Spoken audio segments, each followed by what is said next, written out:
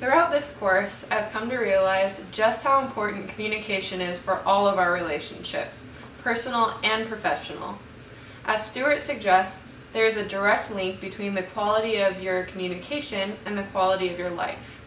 This would then lead us to believe that if our communication is suffering, so are our relationships.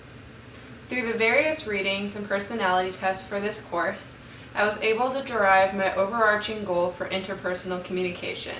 That is, to develop positive relationships by becoming more balanced in my thinking, taking the time to intently listen to others, and becoming more open. I will discuss these further as I explain my personality type. Taking the Uniquely You personality assessment by Carbonell provided me with quite a bit of insight about myself and how my personality type affects how I communicate. One interesting realization is that there is a difference between how I think others want me to behave and what my actual personality is. This was quite a humbling experience for me. I learned that my expected behavioral blend is IS, which is labeled as a steady influencer. Carbonell explains that the expected behavioral blend is a person's masked or guarded behavior. In other words, it's how I want to be viewed. I want to be sensitive to others and their needs, inspirational, tolerant of others' behavior, forgiving at all times, kind to all people, and considerate in all situations. Obviously, I cannot be all of these things at all times, but inside, I subconsciously think that that is what others expect of me. My actual behavioral blend is CIS, which is known as the Competent Influencing Specialist. Carbonell explains that the actual behavioral blend is a person's casual and open behavior, or how they would be around family or close friends. I'm a bit of a perfectionist, and I pride myself in doing things right. I also care quite a bit about what others think of me, and I like to impress people. I found it interesting that my personality type is known for wanting to stabilize situations. This is something I know to be true about myself. I don't like awkward situations, and therefore I do my best to feel comfortable and to make others feel comfortable. I'm peaceable, I adapt easily to different situations, and I'm usually pretty flexible. I enjoy people, but prefer quality over quantity when it comes to relationships. I respond best to sincerity, as well as logical explanations, especially during conflict. The next slide addresses the Interpersonal Communication Assessment from Queendom.com. According to this assessment, I possess good communication skills, I'm insightful, I have excellent listening skills, I'm relatively comfortable dealing with emotions, and I am relatively capable of communicating clearly. While I know that people do not easily fit into boxes, I do think that Carbonell's personality assessment and the Interpersonal Communication Assessment were quite accurate in their descriptions.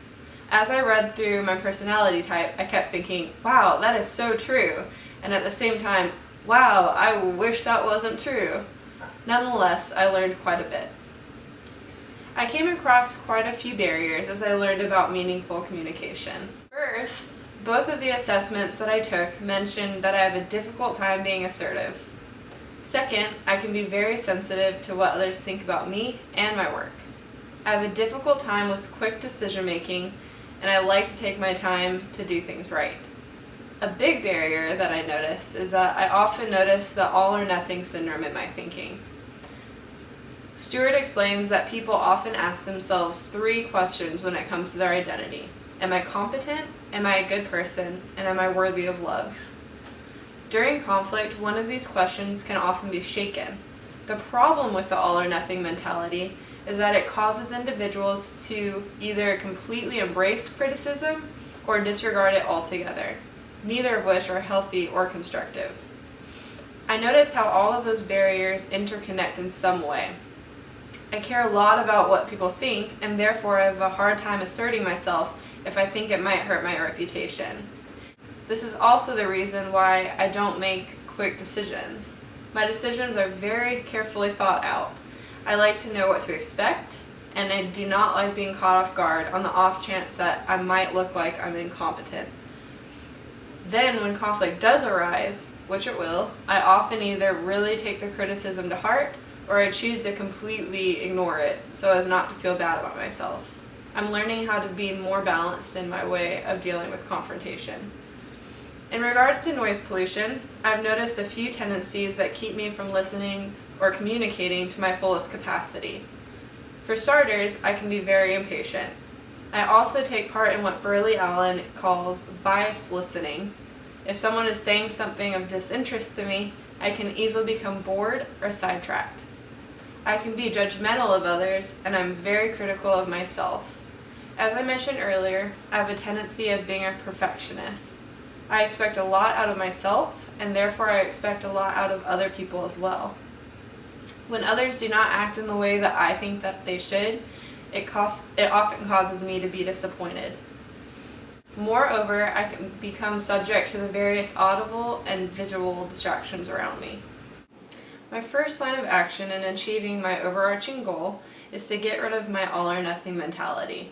To do this, Stewart explains, first you need to become familiar with those identity issues that are important to you so that you can spot them during a conversation.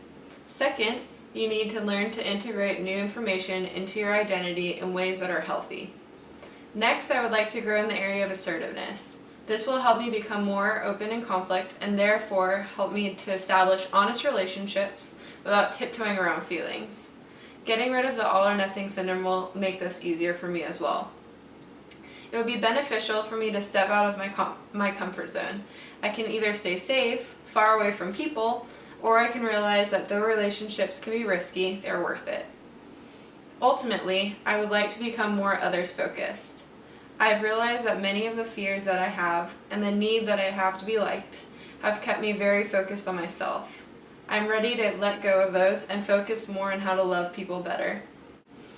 In conclusion, I've learned that communication is an integral part of every relationship. You can't get away from it, so you might as well learn how to do it well. Second, you can't control other people, but you can communicate to the best of your ability. And most importantly, you can show others the love of Christ by taking the time to listen to them, even when it is of no benefit to you. Burley Allen explains, the overall focus is to listen from the heart, which opens the doorway to understanding, caring, and empathy. Building constructive communication skills is not always going to be easy, but it is the only way to experience relationships in the way that they are intended. Thank you.